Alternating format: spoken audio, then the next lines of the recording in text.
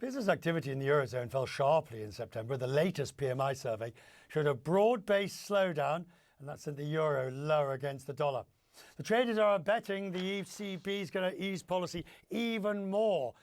Now, we already had 2 rate cuts, and the EIB, the European Investment Bank, is expanding its financing, focusing on global health initiatives and climate change. Nadia Calviño is the president of the EIB. Ma'am, it's good to see you. New role, but lovely to have you with us to talk about this. Before we get into what you're doing at the EIB, the reality is, whether it be the EIB, EBRD, all of you, you're having to lend in circumstances, war in Ukraine, war in Gaza. You're lending in circumstances that was never really envisaged for the multilaterals. Well, it's great to see you, Richard. And indeed, I mean, geopolitics, of course, affects the global economy, and multilateral institutions have to deal with the reality on the ground. So nothing new there, really. I think that what's new is that the multilateral system is working better than ever as a system, trying to provide solutions and contribute to peace around the world and stability, financial stability, economic stability and prosperity in a quite complex environment indeed. But you're lending in, let's take Ukraine for an example, with yourselves and your sister organizations. Here is a country essentially at war, well, not essentially, at war, and you're rebuilding whilst at the same time the war continues.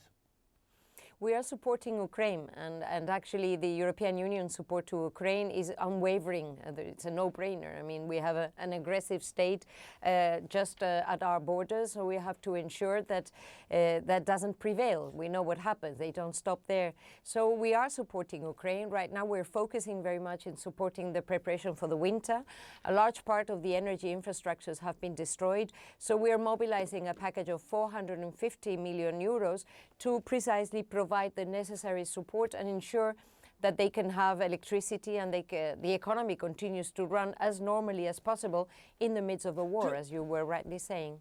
Now, of course, do you believe that the set of skills, and by this I'm thinking the political antenna, the political skills that somebody like yourself brings from your previous careers in domestic politics, these are now crucial in larger organizations? I think, for example, of President Lagarde at the ECB, who was by no means an economist, but in terms of running a central bank, but she was, of course, extremely politically aware. Same for yourself, from finance into an EIB, but your real skill is in politics and running and knowing how to get things done. Well, Richard, I'm an economist, and I've been in economic policy for my whole career. So I would say I have a strong skill, technical skill for that job. But at the same time, you're absolutely right. I mean, it's not only a matter of knowing what to do. It's a matter of getting it done and trying to deal with a very complex political environment and be successful, know how to negotiate. But I would say all the persons that are at the helm of the large multilateral institutions right now do have those necessary skills. Oh, I'm sure they do, but there's a shift. So, for example, what is going to be, I mean, I could take any economist or business leader or whatever, but my guess is that your priorities for your tenure at the EIB will have a greater geopolitical and strategic column to them than perhaps others might. Indeed. I think that right now our top priorities are very much aligned with the European Union's priorities. We are the financial arm of the EU. We invest around 90% of our investments are inside the European Union. And that means that indeed, first of all, we want to consolidate ourselves as the climate bank. We want to also support Europe's security and defense industry, agriculture, new technologies. Those policy priorities, which are decided by European leaders, we support with our finance in a very effective manner indeed. Are you going to do mission creep like the EBRD?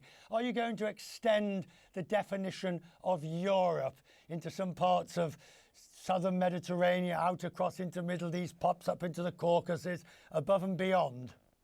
Well, we don't define the scope and the borders of Europe, Richard. But indeed, I mean, the 10% of our investment that we do outside the European Union is very much supporting the neighborhood, right now Ukraine, but also those countries that want to become European Union members, South Mediterranean, and of course also the rest of the world. Actually, now that I'm in New York here participating in the General Assembly of the United Nations, I am signing agreements, for example, with the World Health Organization, which are very relevant for Africa to support primary health in Africa and other parts of the world. So we are very relevant also outside the boundaries of Europe. As interest rates come down, and I mean, whether we have a soft landing or not is, is somewhat moot as the cake is baked. Do you see a period of sluggish growth, or are we off to the races again? Well, actually, the global economy and the European economy too has shown remarkable resilience after the pandemic. There was this very strong recovery. So far, what we see is that the inflation is under control and there was no recession. So the soft landing scenario is the most likely one. But there is very high uncertainty, and the challenges on the geopolitical sphere are extreme, bring extreme uncertainty on the forecast. But so far, I would say central bankers and also economic policy leaders have taken the right decisions. They have got it right, and I hope we continue on the same track. I'm very grateful you've come in to talk to us today, and we look forward to it. Do you ever use, I'm sure you do a bit of texting and WhatsApping, do you ever use emojis? I do, yes. There's a whole new set of them that you can now start using, as I'm sure you have seen today. Thank you very much, ma'am. Stay watching and we'll show you. Good to see you.